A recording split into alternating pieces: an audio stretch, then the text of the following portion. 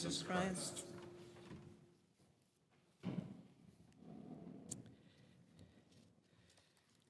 This is the Sunday of the octave of Easter.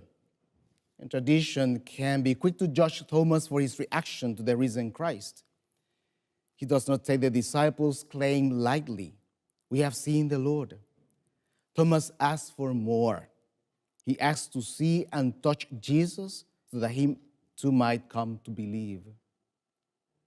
Thomas' doubt can be interpreted as a desire to dive deeper into the mystery of the resurrection. By all human logic, Jesus should still be dead. His heart stopped beating. His lungs stopped breathing. Jesus died, full stop.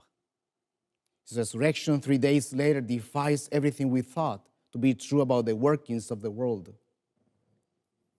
Many of us would think that Jesus' response to Thomas would sound like he's scolding Thomas for his request. But it's quite the opposite.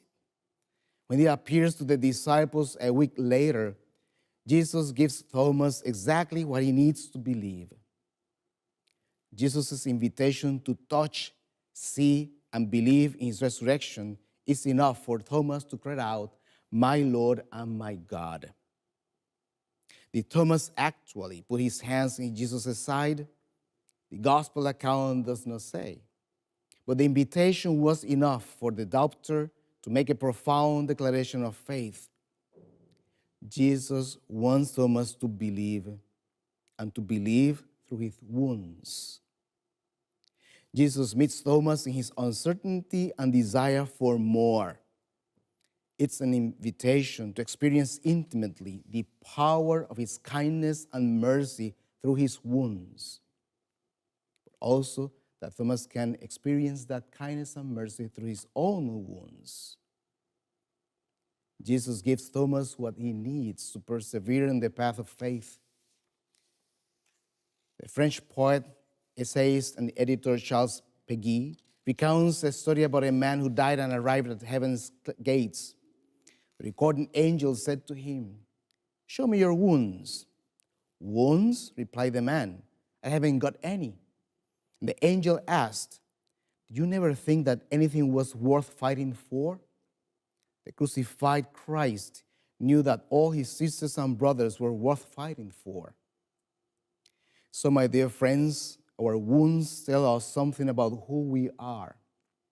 The death camp numbers branded on a Jew's arm, the distinctive and advertised scars of the missing person, scars of life-saving surgery, the hated or denied wounds to our own hearts. Much of our identity lies in our wounds. Some of us allow our life to drain from our wounds. Others grow to new life at these broken places, and this is resurrection.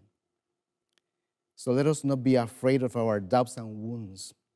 Like for Thomas, this is a call to go and be wounded healers of others. Amen.